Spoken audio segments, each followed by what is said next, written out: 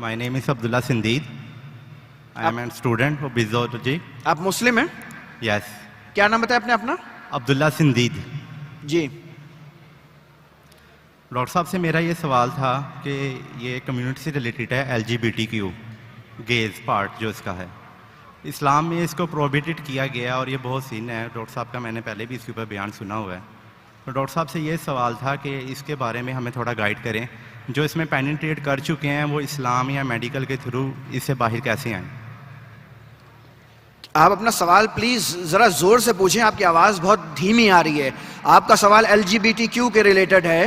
Yes. और आपका सवाल है कि जो लोग इसमें पेनिट्रेट कर चुके हैं, ओके, वो इससे मूव ऑन कैसे करें, बाहर कैसे आएँ? इससे निकलेंगे कैसे, निजात कैसे पाएंगे, मूव ऑन निजात कैसे पाएंगे? ऑलराइट।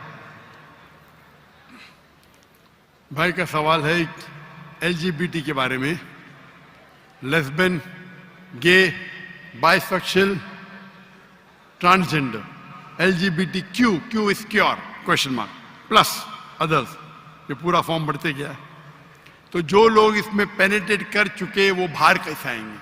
सबसे बेहतरीन इलाज है उनको कुरान मजीद का तर्जुमा पढ़ाओ। कुरान मजीद का तर्जुमा पढ़ाओ, इंशाअल्लाह कुरान मजीद हिदायत की किताब है। और अगर आप पढ़ेंगे कि कुरान मजीद में जो किस्से हैं, कई बार ये जो LGBT होता है ये माशरे की वजह से होता है। No one, it is not genetic. जो कहते हैं जेनेटिक वो गलत कहते हैं। ये जिस तरीके से हमारा माशरा है, हम देखते फयाश कितना है, कितनी ऑब्सेनिटी है। ऑब्सेनिटी होने की वजह से इंसान समझता है कुछ और दूसरा करेगा, तो इतना आम हो जाता है, कुछ अलग करने के वजह से वो LGBT बन जाते हैं। तो इसके लिए अगर आप देखेंगे कुरान में जो हिजाब की हिदायत है वो सबसे अहम है।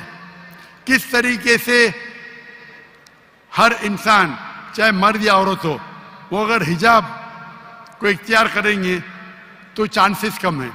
और इसके ऊपर कुछ किताब भी लिखी गई है, कुछ मुसलमानों ने इस पे किताब लिखी गई है। आप अगर गूगल करेंगे, नाम मेरे जहन में नहीं आ रहा है, आप गूगल करेंगे LGBT रिगार्डिंग इस्लाम, आपको शायद मिल जाएगा।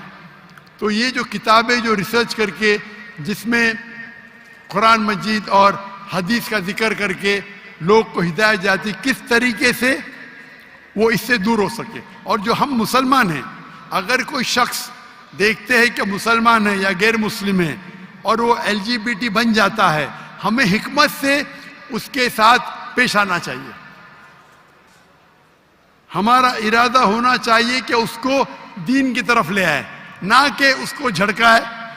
अगर उसको झड़काएंगे तो वो दीन से और दूर हो जाएंगे।